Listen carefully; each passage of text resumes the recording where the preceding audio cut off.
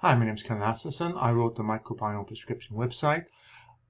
As a historical note, I have had chronic fatigue syndrome and ME, and I have had severe brain fog in the past. So this one is dedicated specifically for people with brain fog because they probably need a simplified explanation of what's going on and with examples shown on screen to help it.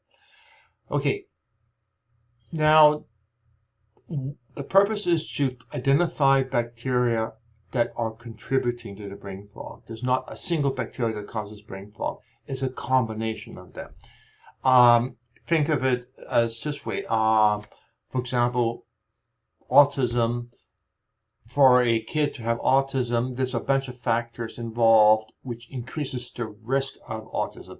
Age of the parents, even profession of the parents, pollution level where they were born, ethnic mixture, whether or not the mother during pregnancy took acetaminophen.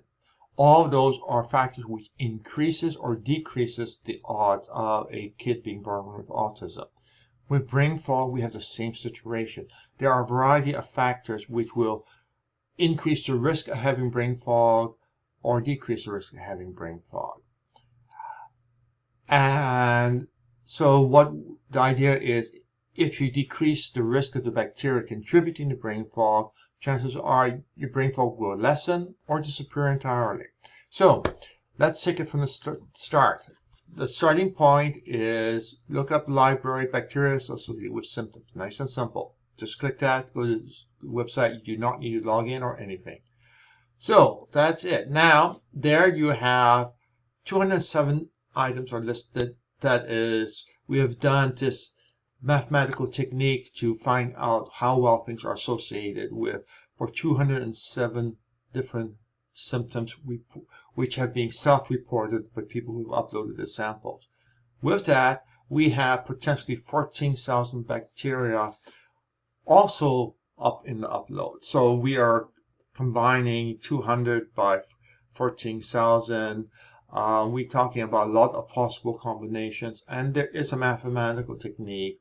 The fancy name is called a binary logistic regression, and that is what is being used here. So for some things, like for age, you see we have 94 people in that age range, but there's only 13 bacteria associated with it.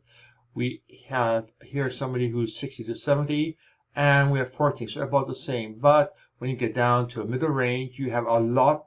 Although the number is only 25% more, you have 4 times more bacteria associated with that age range.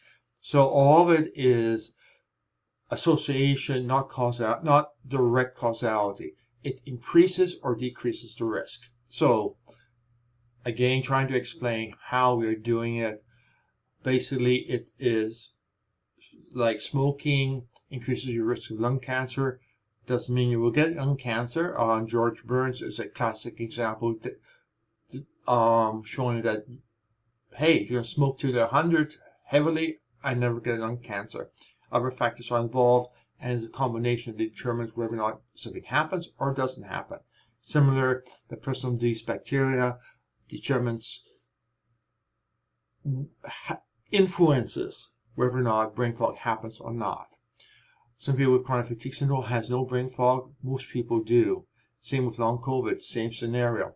So let's take a look at it. So we have this here. We have 207 items. You can scroll through or whatever, but the easiest way is just type in the word brain fog right there, and there's one.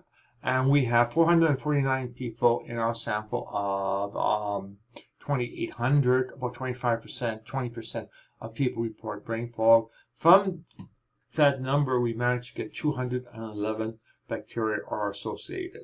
So if I click here, we see it, and I filter it for items where the odds are 1.2 or higher or negative 1.2 and lower. I've actually done something to help people with brain fog or cognitive issues. Rather than taking it as a 0.8 or 0.2, I have flipped it over so the numbers are compatible, one being negative, one being positive. and it's just trying to make life a little bit simpler for you. If you are a statistician, you take this number, you invert it, take away the minus sign, and you will see it will come up to be 0.5 is the odds ratio. In other words, it's decreased odds, or in this case, we put -2, so we need decreased odds. Now, so let's go through it. If it's a negative number, you want a higher count because that will reduce your risk. If you have a lower count, it actually will increase your risk. Don't say how much because we don't know, not really clear without going into a bunch of mathematics, at which point you guys are going to be lost. On the flip side, if you click that, we see that having a high amount of certain things, 4.3, much bigger than a 2. So in other words, this is real big influence. If you have higher counts of that, you have higher risk of brain fog. Gamma protein bacteria is a class, higher risk there. Then we have orders and species. So this particular order doesn't happen that often, but if you have it, increases your risk of brain fog, and then we'll go down from there, and we have 211. So you suddenly say, okay, we have 211 bacteria, and that is more than your brain can handle. Simple.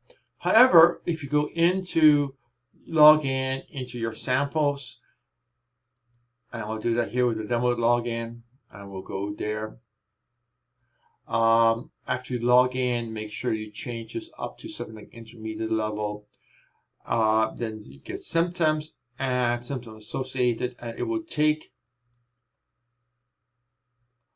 your samples and then see how many of the bacteria you have are matched. For example, remember we had what was it? We had 65 for this age group. We only have 19 matches. We had about 19 here. We only have 3 matches, and that's because either you had none of this bacteria or the lab you used does not report on it.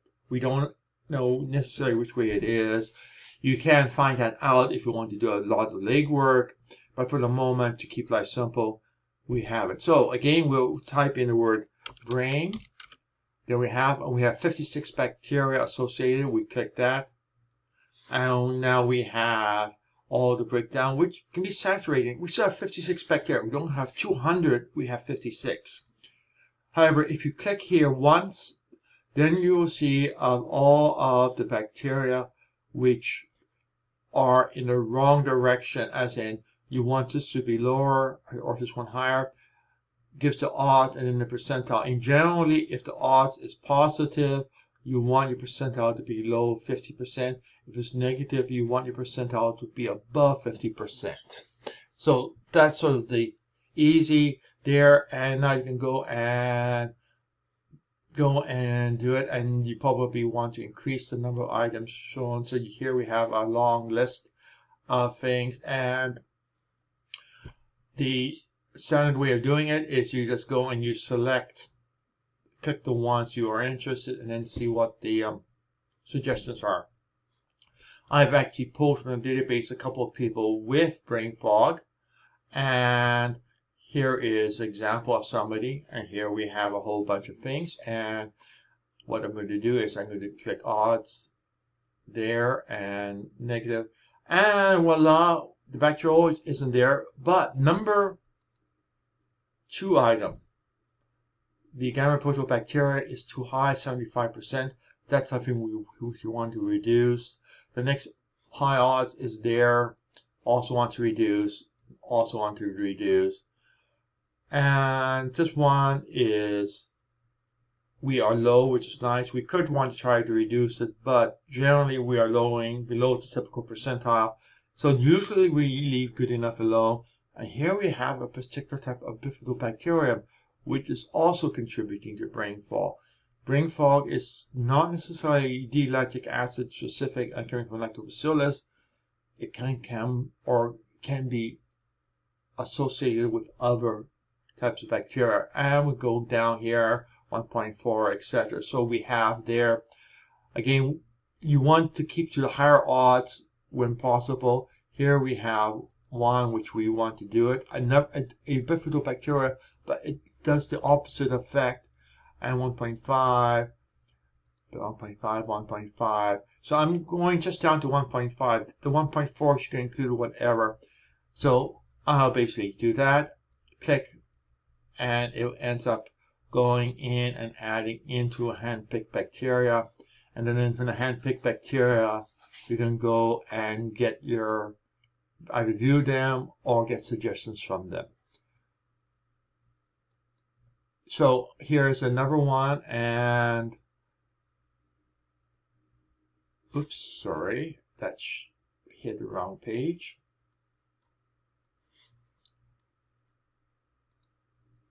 And here we have another one. Again, you can see the numbers, so high, and you can see the ones which contribute. There are 4 items which are significant. All of them are under representation. You want more of these particular bacteria, or you want to encourage them, or the other side, oh joy, you got all the heavy hitters and you want to reduce it. This is somebody who does report brain fog, and you can see that we have a match right at the top. This one here, you could want to reduce it, but you're sitting above the typical measure, so it doesn't indicate a strong. Here you have a whopping big 94th percentile. It's definitely excessive. Another one here, 93 percentile, 87 percentile. So you definitely have ones you want to reduce, and then on the bottoms you have ones you would inferiorly like to increase. Again, a lot of things depend on whether or not we know what those foods explicitly. Things like bifidobacteria, most of the research is on bifidobacteria as a whole, or particular probiotics. When you get specific strains which are, or species which are not a probiotic species, frequently the information is sparse, and what we do is we do or try to make the best use of the information we have. One more, again, we'll click here, and we can see things which are low, nothing particularly low. Click again high, and again we have high bifidobacterium. We have other things here. So those are things which you would want to alter. And for our last one, we'll just go in here and we'll go in and sort by odds. Nothing particularly there. 1.4, not particularly bad.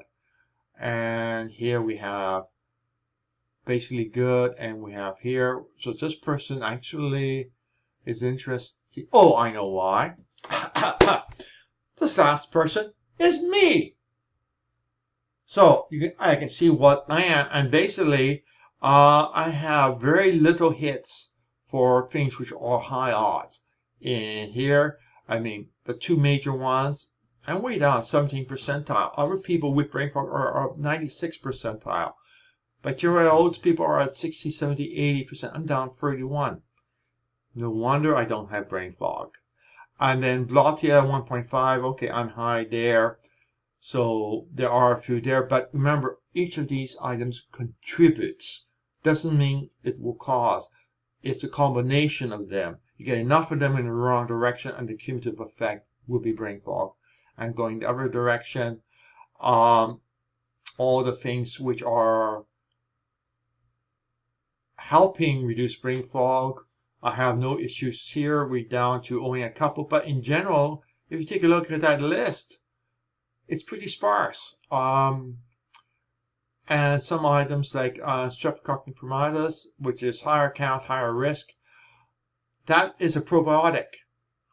If you take that probiotic, you probably may want to stop it. It's probably not going to help your brain fog. I hate to say it, but some probiotics can cause brain fog. Okay, so that is a walkthrough, and let's go back and just do a wherever we were there, and just going to show you hand-picked bacteria for suggestions. We go here, and now we have no choice. We don't. Okay, in general, we'll leave. Let's see, something there that should have been a blank there. Okay, that I'll fix. But basically go in, select here, and you get your suggestion. Do it. The bacteria selection here was wrong and should not have been there. I got a bug which I will fix tonight. But basically you get suggestions coming up here, and voila, you work from there, and it says things. Down the next things below, it will give you things in terms of things that have positive, things that will have negative, and then mixed favor. So it's the usual set of suggestions. I'm just going to make sure I fix that little bug. Bugs happen. I try keeping, the moment I see them, I try to fix them within 24 hours, and most of the time I make the 24-hour deadline. Okay, so that's it. That's, if you have brain fog, how you improve your brain fog.